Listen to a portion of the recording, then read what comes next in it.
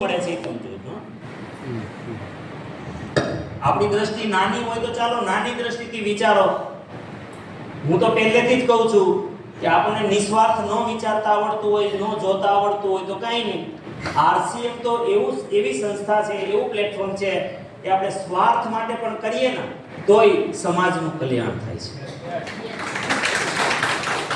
સમજો કે આપણે આપણા આરસીએમ ના રોયલ્ટી માટે આપણે કામ કરીએ અને તમે સેહત મિત્ર બની જાઓ એટલે સમજો કે આપણે નાનામાં નાનું લેવલ ગણીએ તો 2500 પીવી ગણીએ, કેટલા વધારે જ થવાના છે। જેનું તમે સારું કર્યું છે એ તમને ના પાડશે ખરા કે હું મીઠું મરચું નહીં ખાઉં, બેન તો 10000 નું કહે છે તો 5000 પીવી થયા ને, કેટલા થયા 5000, તો આપણે 2500 પીવી જ લખો। હવે વિચાર કરો આ બધા નવા છે કે જૂના?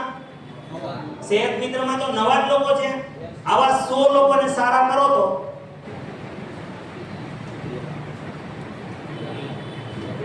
કેટલું ટર્નઓવર આવશે? 2,50,000 પ્લસ પીવી। સાહેબ અહીંયા મારો કોઈ પણ વાઇટલ ભાઈ બહેન છે ને એ તમે ખાલી સેહત મિત્ર બની જાઓ એટલે તમારું ટર્નઓવર 2.5 લાખ પીવી નું થાય છે।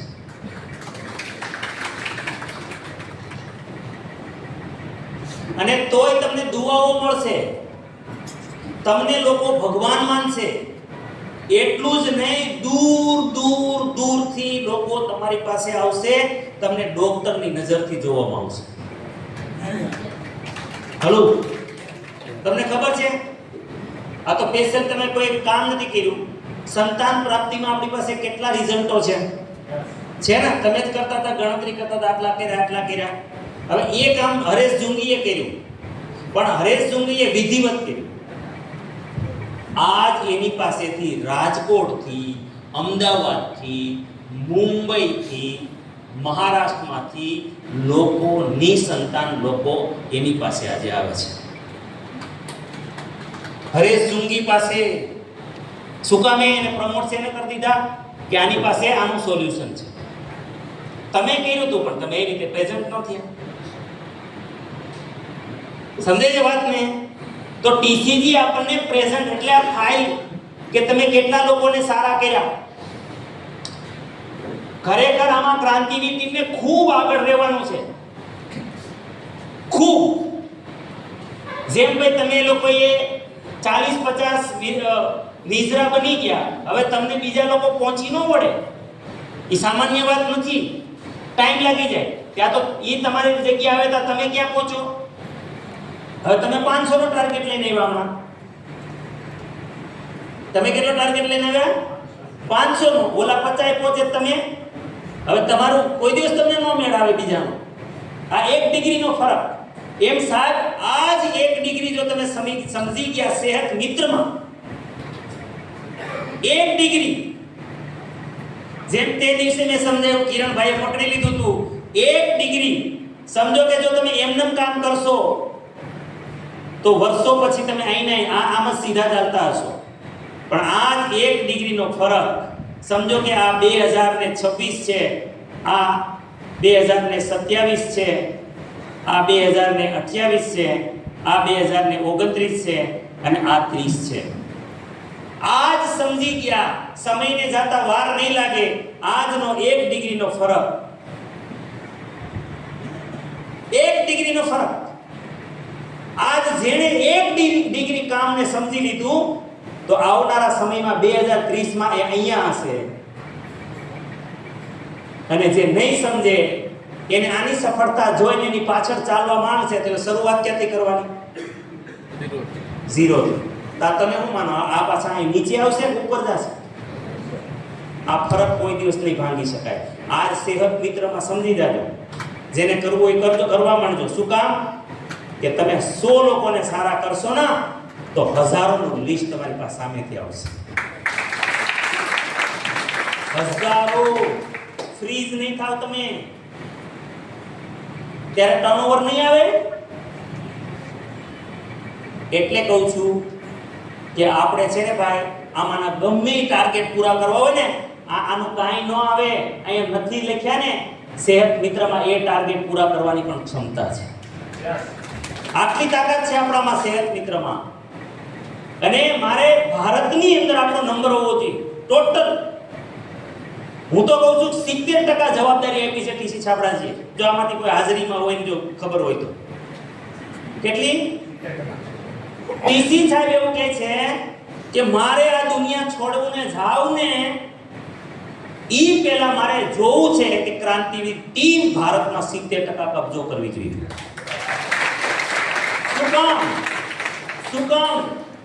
શું કામ? કે એક ટીમ એવી છે જેને વેલ્યુઝ ઉપર કામ કરે છે. મેં વેલ્યુઝ માટે આરસીએમ શરૂ કર્યું હતું. મેં મૂલ્ય આધારિત સમાજ નિર્માણ માટે મેં આરસીએમ શરૂ કર્યું હતું. મારે આવા લોકો નિર્માણ કરવા છે. મારે કઈ બિઝનેસ પેદા નથી કરવા, ખાલી પૈસા ઊભા કરવા, પૈસા માટે કામ કરવા પેદા નથી કરવા. મારે મૂલ્યવાન લોકો જે ઈમાનદાર હોય, જિમ્મેદાર હોય, ચારિત્રવાન હોય, આવો સમાજ પેદા કરવા માટે મેં આરસીએમ નું નિર્માણ કર્યું છે. એટલે સાથીઓ, આપણી નજર હજી બહુ નાની પડે છે.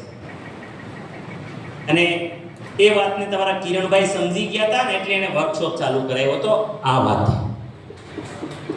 અને જો એમાં જે હેતુથી, જેમ ટીસીજી કહે છે કે જે હેતુથી મેં ચાલુ કર્યું આરસીએમ, એ જો ન થાય તો મારું આરસીએમ કરવાનું કોઈ કારણ જ મતલબ ફેલ ગયું. એમ આ વર્કશોપના સાથીઓ જો એ જે હેતુથી વર્કશોપ ચાલુ કર્યો હતો એ વર્કશોપ ઉપર કામ ન કરે તો આનું મહત્વ શું થઈ ગયું? શૂન્ય થઈ ગયું. કરવું છે એવું? કામ કરવું જોશે. તો સેહત મિત્ર તૈયારી છે? કેવી રીતે કરશું? સેહત મિત્ર? સૌથી પહેલા આપણી પાસે શું હોવું જોઈએ? આજે ડિસિઝન લેવું પડશે. કેમ્પ માટે ભલે તમે મોટા કેમ્પ ન કરો પણ 25 લોકોના તો કરી શકો કે નહીં? પેલી શરૂઆત હંમેશા શીખવા માટે નાની જ કરવી જોઈએ. એટલે બધા પ્રકારના અનુભવ થઈ જાય, પ્રોપર કાઉન્સેલિંગ થાય. ઓલી મોટી સંખ્યામાં આપણી પાસે સંખ્યા હોવી જોઈએ પાછી. અને માળખું કેવી રીતનું હોવું જોઈએ? ચાલો, જે લોકો કેમ્પ કરે છે તો માળખું કેવી રીતનું હોવું જોઈએ? એટલે આ એક સબ્જેક્ટ પૂરો થઈ જાય. કારણ કે આના વગર મતલબ જ નથી કાંઈ. અત્યારે જો સેહત મિત્રો પર કામ ન કર્યું તો આનો કોઈ અર્થ જ નથી. આરસીએમ કરવાનો હું તો કહું ટીસીજી આપણને બિલકુલ અર્થ નહીં સમજે. અને એમાં આપણને કોઈ નુકસાન છે નહીં. બાકી નવા લોકોને 2500 કરાવવા, અરે જૂનાને 2500 કરાવવા ગ્રીન ગ્રોથ સેલિબ્રેશન આપવું પડ્યું. જૂનાને 2500 કરાવવા માટે આપવું પડ્યું તો નવા. અને આ તમારો સેહત મિત્ર છે એ નવાને 5000 ટીવીમાં લઈ આવી દે છે. એમના બેન તમે જ કીધું ને, સમજાય છે ને વાત? ચાલો, તો આ સ્માર્ટ વર્ક છે કે નહીં? બીજું કે રેફરન્સ આવવા મળશે ને, હું તમને ખાલી એટલું જ કહું છું, તમે ડરો નહીં, સ્ટાર્ટ કરો એકવાર. ડરો નહીં, જેમ બેને કીધું ને તેમ. ચાલો, એક ડાયાબિટીસ વાળી વ્યક્તિ હોય એને તમે ઓકે કરી દીધા, તો આ રેફરન્સ નહીં આપે? આપશે. મને તો એવું લાગે છે કે જે વ્યક્તિની ફાઇલમાં 15 લોકો કમ્પ્લીટ થઈ જાય, મારો ભગવાન એવું કહે છે અંદરનો કે જે વ્યક્તિની ફાઇલમાં 15 લોકો સારા થઈ ગયા, 15, એટલે કોઈ દિવસ એ વ્યક્તિ નવરો જ નહીં થાય. અને રોજના કમસે કમ 2-4 લોકો તમને રેફરન્સમાં આવશે, જેને તમારે નહીં જવું પડે, તમારી પાસે આવશે. અને જીવનમાં એક સિદ્ધાંત હંમેશા સમજી લેજો કે જ્યાં તમારે જવું પડે છે ને ત્યાં શંકા થાય છે, સંઘર્ષ કરવો પડે છે, સ્વીકારતા નથી લોકો. અને લોકો સામેથી આવે છે ને ત્યાં સરેન્ડર થઈને આવે છે, તમારું 100% સ્વીકાર કરે છે. હજી કોઈને સેહત મિત્રનું દીર્ઘદ્રષ્ટિ છે જ નહીં કે આ કાર્ય કેવું છે, શું થવાનું છે. ટીસીજી કોશિશ કરે છે બતાવવાની, પણ એ એક આપણે સમજી નથી શકતા. તો થઈ શકે કે નહીં? તો ચાલો આનું પ્લાનિંગ શું કરશું? કેવી રીતના ગ્રુપ કરશું? એકલા એકલા કરશું કે ગ્રુપમાં કરવું જોઈએ? ગ્રુપમાં કરવું જોઈએ. ગ્રુપ કોનું બનવું જોઈએ? હે નહીં, કોની રોયલ્ટી?